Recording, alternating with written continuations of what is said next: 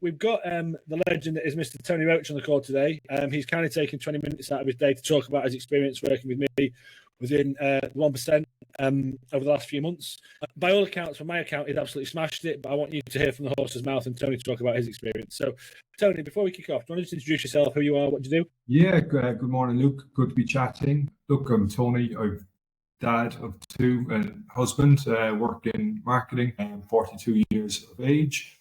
And yeah, busy life, much like everyone else in my my demographic. Yeah, interested to let you know I've got on in the 1%. Awesome. As we were chatting there just offline, I think, the best place to start is kind of like where you were when you first reached out. So let's rewind a few months into the past. I maybe saw one of my posts, you dropped me a message, get in touch. What was going on with you back then that made you reach out and want to engage with a coach, somebody like me? Yeah, for sure. I suppose I first came across you on LinkedIn, Luke, probably a year, maybe a year and a half before I had reached out. And a lot of the messaging that you're putting out and the content at that point resonated with me.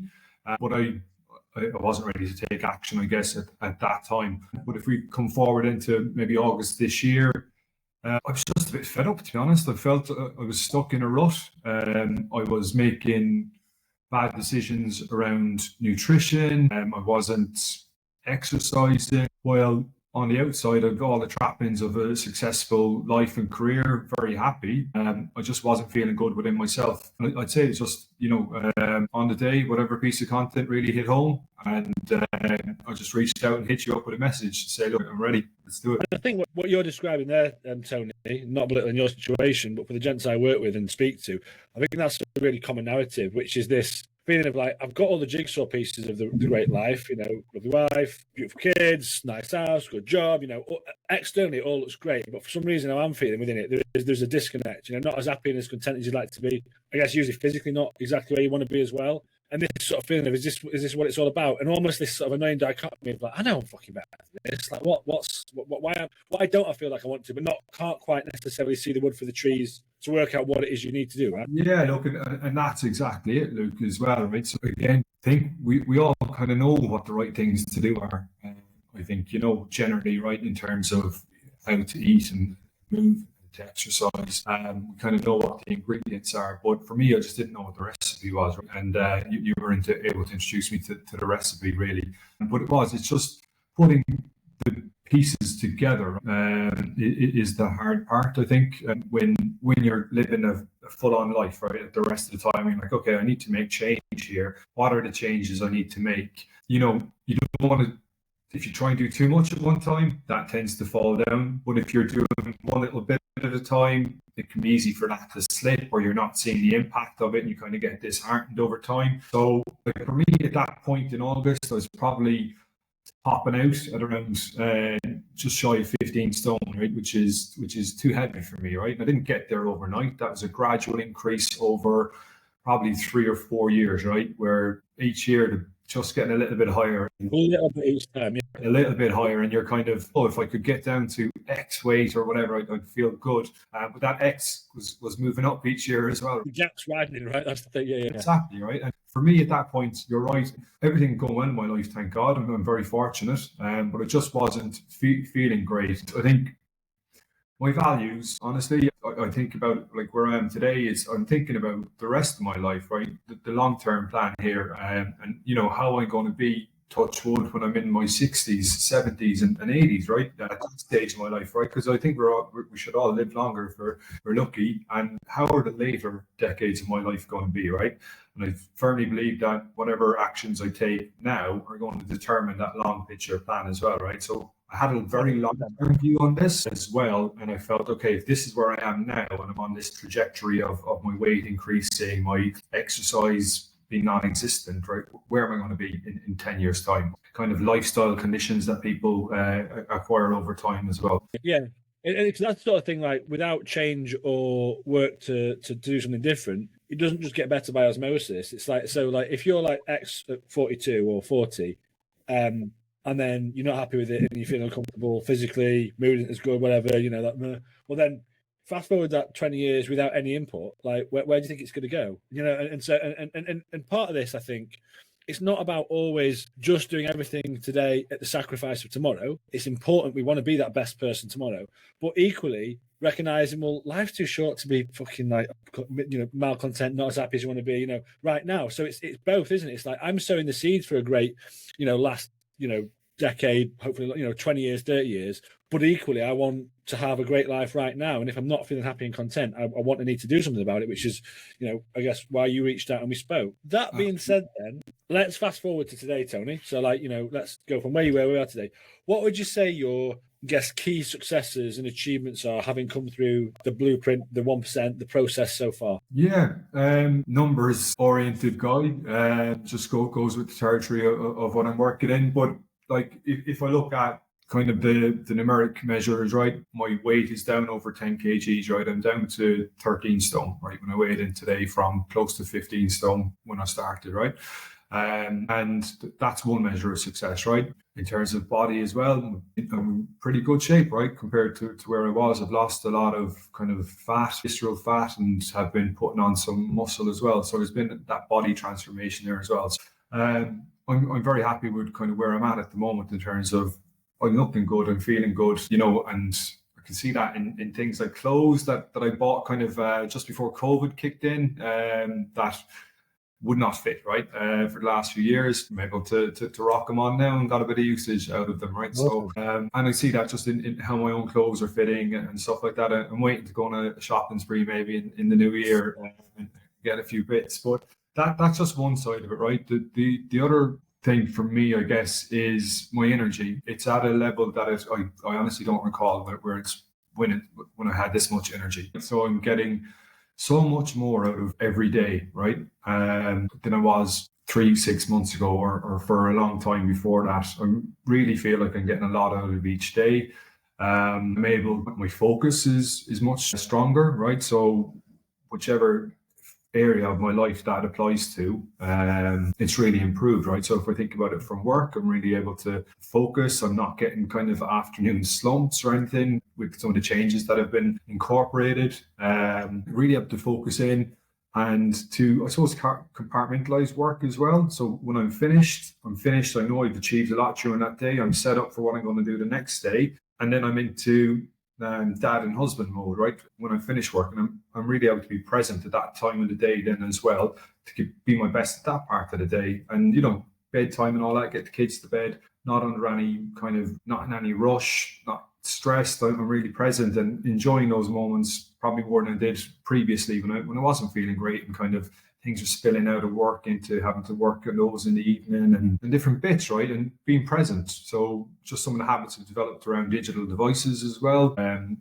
a lot less screen time in my life now, right? And I'm a lot better for it. I wasn't a social media hound anyway previously. I'd be consuming news and different content that was out there that really wasn't serving me. And kind of through recognizing that and the habits around it, putting some things in place to help break those habits and formulate new ones.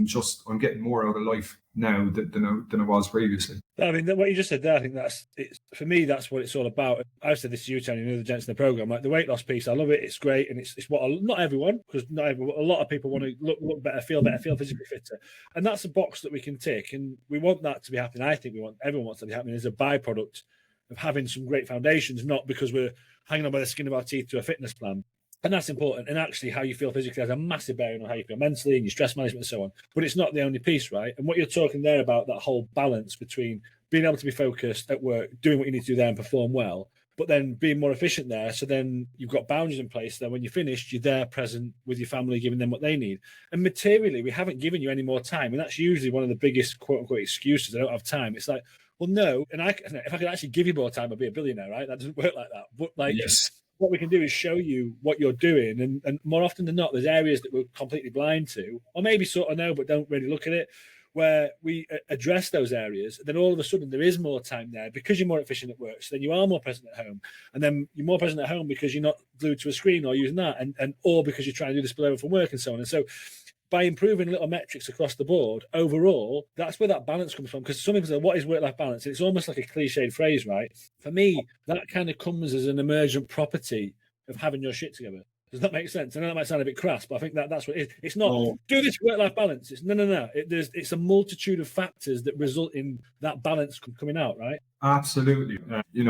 This tide of change, I suppose, has lifted all boats, right? So all the various elements of my life, work, being a dad, husband, care, self-care, from a kind of nutrition and exercise perspective, from a mental health perspective as well. Some of the habits we picked up there around journaling and meditation and things that have bedded in. All of these components, right, are raising everything. So it's not just focus on work-life balance at all. It's actually, if you're feeling better, got more energy, better fueled, it all helps, right? It helps everything across the board. And just going back to your point there about the weight loss, probably at the start, when you start off the blueprint, you're very focused on that, right? It's a big driver for people. Here I am now on the other side of it. I've got habits around measuring my weight daily, but I don't pay too much attention to it, right? We've done some of the work to bed in the habits, and it's just a byproduct. So that's going to be managed and under control, and something you don't really have to sweat because you're doing everything else. It's just a number there that you keep an eye on, and you understand why it moves up and down. It doesn't all go straight down all the time. You get your little fluctuations when you let go. And I suppose that's one of the points. It's not a diet plan. It's not an exercise plan in isolation, right? And I don't feel restricted. I've had a great weekend. I was at the cinema, munched on popcorn and Maltesers, had a big dinner out on Sunday, and desserts and all that. I'm not restricted by what we're doing, and it's the balance you have kind of across your week and across time in general means that you don't have to be either. Well, what you said there is really important, right? Because so Christmas is coming up, and sometimes I get gents message and we might have a chat, and we've got a couple of calls this week, and I know it'll be, well, should I start in the new year? I was like, do you reckon you can have Christmas? This is before you die. And they go, yeah. I was like, well, surely we need a way to operate within it. Now, that's not being a monk, nor is it being Henry VIII. Do you know what I mean? And you can plot the course. And what you're just describing there about the weekend, like, that is life. Going and having popcorn and treats and having nice. It's not what you want to do all the time. But anything, I think, where you want to empower someone to be able to have sustainable long-term change has to be able to have things like that in it, because that is life. Like, you're not going to want to go to the cinema with your missus or your kids and eat and have some treats and have a nice. Of course you are. So, like, we need a way of operating that does that. Now, there might be certain stages with where you're in with life or whatever your goals are, that some of those levers and those habits, foundations that we might pull a little bit harder on them sometimes to elicit certain results. But it's the same stuff, right? And I think that's the core thing, because once you've got those foundations, that's the toolkit you can play with, I guess, longer term or permanently. That being said, what would you say, Tony, are your kind of key, I guess, takeaways or learnings thus far from coming through the process that you've gone through? I suppose being armed with principles, right, and with tools has been really effective. There's lots of information out there about exercise, nutrition, diet, and all that, and it can be a little bit overwhelming. But if you have kind of the principles of what you're trying to achieve, you don't have to be following anything too strictly. You know that if you structure and what you're eating kind of roughly, that's going to give you a lot of what you're trying to do. Even things around protein intake and that as well has just helped. Just give that a little bit of focus. It's not too difficult to achieve, and it has kind of really good effects. So being able to, like, nutritionally have a simple enough plan to follow, and which gives lots of flexibility and isn't too strict, and I don't have to go looking for mad ingredients or anything like that. I haven't changed much about what goji berries and quinoa or whatever. Yeah. Exactly. I'm not looking around at the shop trying to find mad ingredients. It's kind of easy and straight to follow. But I think one of the biggest things for me personally, right, that I've got out of the course is to actually take the actions, right? So some of that is the mindset pieces that were there, and not to procrastinate, kind of how to avoid procrastination, how to take action and do the things, right? So it's a little bit of self-accountability and accountability to the group as well, kind of while going through the process. But ultimately you have to be accountable to yourself, right? And you have to take ownership of what you want to achieve. So it is kind of taking action and consistency, right? So as we've been through this process, we've been layering on different pieces kind of week to week throughout the blueprint period, which is pretty intense, right? You've got a few new things each week, not massive, but just layering in a few new things each week.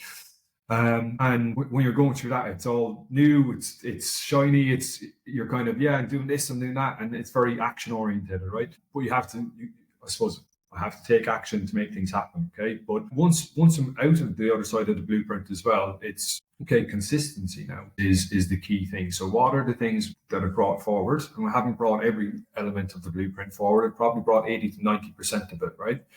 Adopted those, kind of bed them into my life, and it's just the consistency of routine and habits that are literally second nature now, right? I know what I'm doing when I get up first thing in the morning, and I know throughout the day kind of what the habits are and the timings and the scheduling and all that. And it's bedding those into your BAU, right? You're out of the blueprint, you're into life with the stabilizers off, and it's being able to continue on that bike, right? You might fall off from time to time, but you can get straight back on, and you have got the habits and tools and principles to kind of to manage yourself, really. Yeah, you articulated that really well in terms of having that foundation of habits and behaviors, and you go through a process, you're like all fired up, and it's like, well, then now life's on. It's like, well, yeah, of course. And it's being able to be resilient and manage all that appropriately, given the circumstances life throws at you. And life does this all the time. Like, but if you've got one super strict, rigid approach to how to look and feel good and like take care of yourself, well, for me, that's my goal is having nothing. Because then when life gives it a prod, it falls over. What I think we all want is a framework and adaptable and resilience. Yeah, of course, there's non-negotiables and foundations that we need, but they can't be absolutely concrete because that's not how life works, right? And so be able to, roll into a BAU method where you're rolling with it, I think is super important. A little curveball question, nothing scary, Tony. Like, what would you say is the most surprising thing about the process? Like, what did you think? I wasn't sure about that. I suppose overall, right, it's been the mindset element of what we've been working on that's probably had the most profound effects. Some of the exercises that we were kind of doing every couple of weeks around mindset, where you were kind of going away and taking a deeper look at yourself and the things around your life and the things that are important to you, right?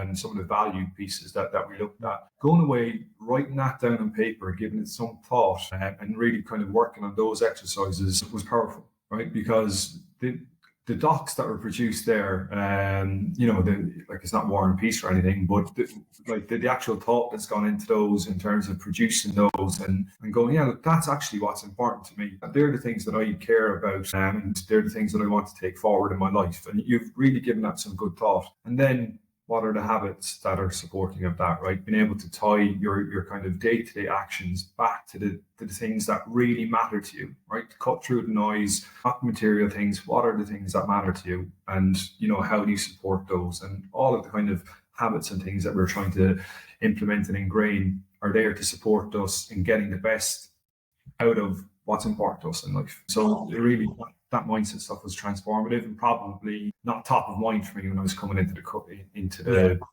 And I think that's relatively common. And also the program like you described, it is a program of action. Like, it's not let's just sit there and think about stuff. It's about what we do. Part of it's about where am I at, what help do I need, what's not working, and then it's like let's get our hands dirty and do something about it, right?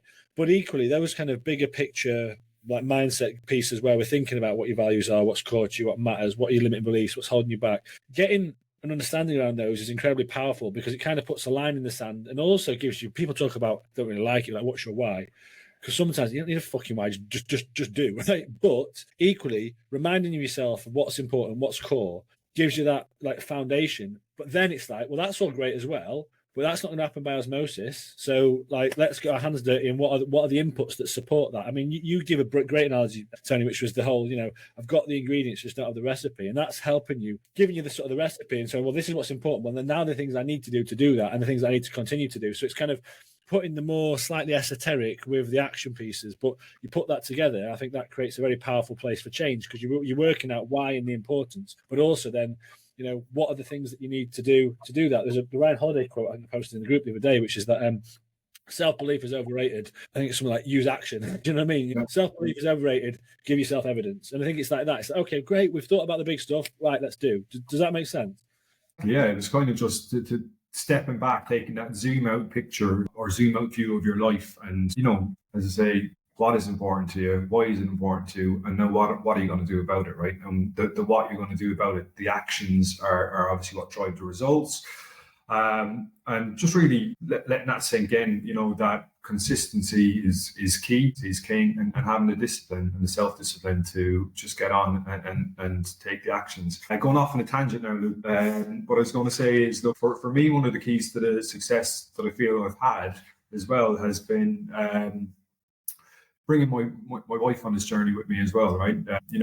We're obviously husband and wife, and work together closely and across all areas of life. It's really served us well too, in terms of my wife's brought in some of the actions and been working on things, following along, right, for a large part of this course as well. And she's feeling the benefits of it as well. We're kind of it's important that you have that kind of buy-in, because it's not that, hey, I'm disappearing now, I'm going focusing on me over here and all that. It's kind of doing it together, and it's that's been really powerful as well in being able to get those changes. I think that, and we've chatted about this, Tony, like that is super powerful, because what this isn't, as I'm hoping people are gathering when they're talking about, and I'm sure you know, because you've been through the process, it's not, let's still go and do a little load of mad shit on my own in the background at the detriment to everything else. Because all you're then doing is just setting yourself up for a fall, and it's not addressing any of the reasons why any of the guys I work with, like yourself included, come to me to help to want to make change. It's like, it needs to incorporate life, wife, kids, everything else. But the more you can involve your spouse or partner in what you're doing, the better it's going to be. And okay, it's a men's program, right? However, the stuff that we do is totally sex agnostic. All that stuff is totally feasible for a female or male. It doesn't really matter. And more often than not, in my experience, like, say, someone's wife or their partner will be seeing them doing some of this and maybe get involved a bit or not. But then, rather than, like we're just talking about, his action, it's not, do what I say. They'll just go, oh, he's looking a bit better and he's feeling better and he's showing up better and he's more present. What's that you're doing? Like, so even if someone isn't initially bought in, but I think with yourself, you are totally transparent. You've almost done this journey together. Well, that just powers up any change we want to make. And ultimately, yes, we all need to put our oxygen mask on first to take care of ourselves, because that gives you everyone else a good version. But equally, a real part of this is because you want to be your best for your wife and your kids and whatever else. And so doing this as a unit, for most of us, that's why we're all here. It's us. And even before you had kids, it's like, well, it's us too, Involving your wife like that, I think it's only added to the success you've had. And I know you've got huge benefit out of it, and so is she, which is fantastic, right? And that's the point. Absolutely. Yeah, absolutely. I just thought it was worth mentioning that as well. Thank you for sharing that. Because